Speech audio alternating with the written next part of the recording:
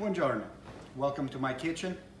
My name is Lou, and today I'm going to show you how I make fresh pasta. Now, we're all aware of the many recipes that are available out there. Some of them claim to be the best tasting pastas, some others claim to be the most traditional. I'm not old enough to go back hundreds of years to claim that mine is the traditional way of doing it. All I know is that I was born in a little town that dates back to 900 years ago, and my recipe was passed down from my grandmother, so God knows how far back it goes. Mine is very simple. Back in the day, I remember as a kid, if you wanted flour, you don't go to the store, you go to the local mill. You carry your grains with you, and then you ask them how thick or coarse you want it. Things have changed, obviously, since then. So here's how I'm going to do it. First of all, the type of flour that you use makes a difference. Of course, if you use all-purpose flour, it's okay. It's going to work all right. But traditionally, as far as I know, semolina or semola is the flour that you need to add to your regular flour. Now, back home we use a doppio zero or double zero flour. It's a little bit thinner or finer than all-purpose, and this mixed in with a combination with semolina flour makes the best, in my opinion, best combination to make the perfect pasta.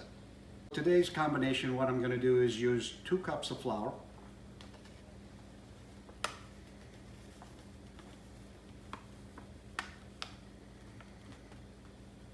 put it in the sifter, and then I'm going to use a half a cup of semolina.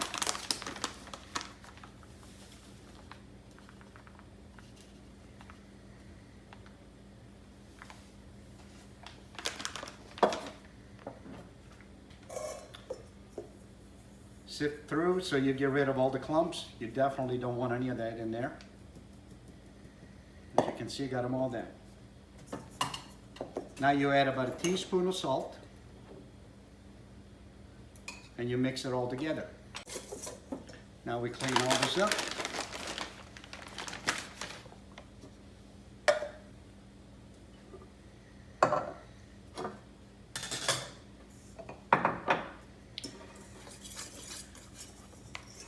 Put it all on your working table.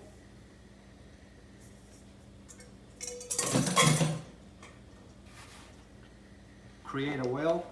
I'm sure you've seen this done many times. And that's how I train my dogs to answer the door.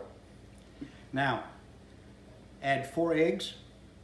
Now, I'm sure you've seen people just put in plain yolk in it. Growing up, we didn't waste anything, so we used whole eggs. You do as you wish. Add about a tablespoon of olive oil. Now get a fork, start breaking up the eggs, and gently, slowly start adding a little bit of flour to it as you mix. And just keep going until you get it all incorporated.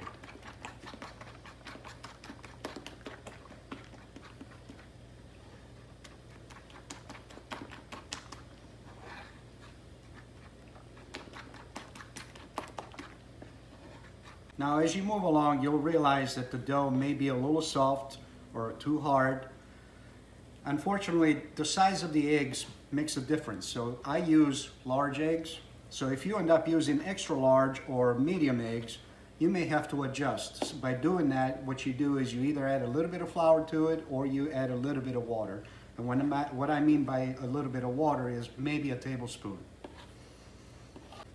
Now, I switched over to my hand tool, but you can definitely do it by hand. I just find this to be a little bit faster. So you keep going until you get all the flour incorporated.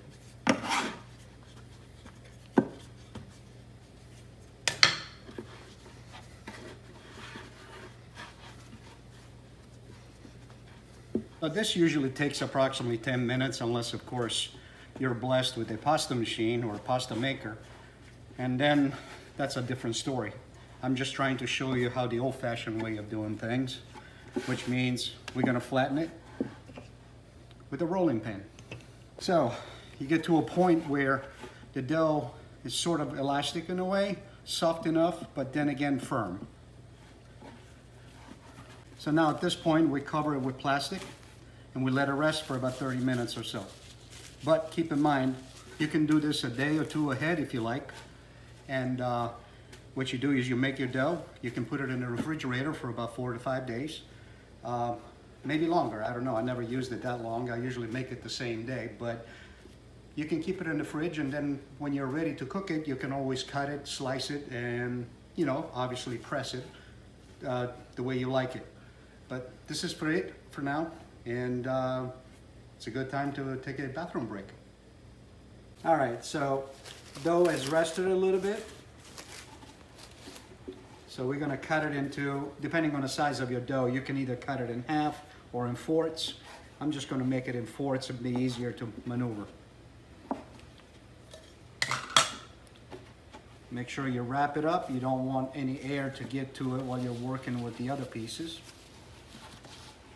I'll even put the towel over it. And now, we use one piece at a time. Use a little bit of flour. And here we go, start the workout.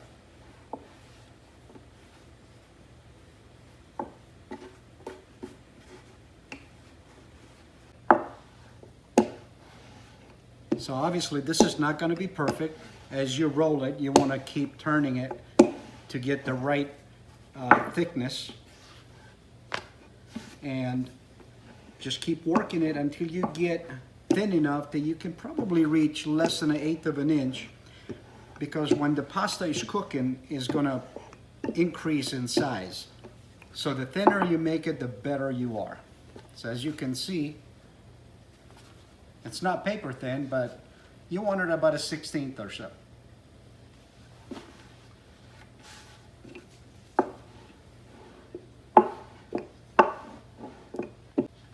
Now, you can cut it as you wish. You can use this to make lasagna, obviously ravioli, or if you like, what I'm going to do is make pappardelle.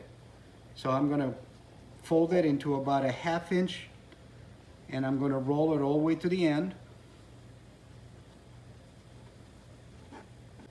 This is going to be a little bit wider than fettuccine, or as we call them in Italy, tagliatelle. And then you open them up so they don't stick together.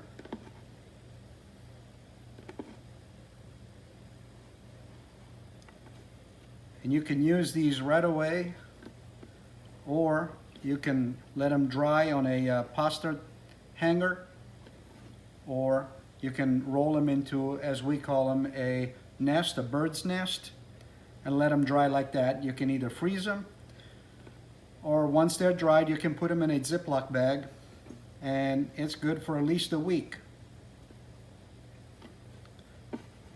So you add a little bit of flour to it.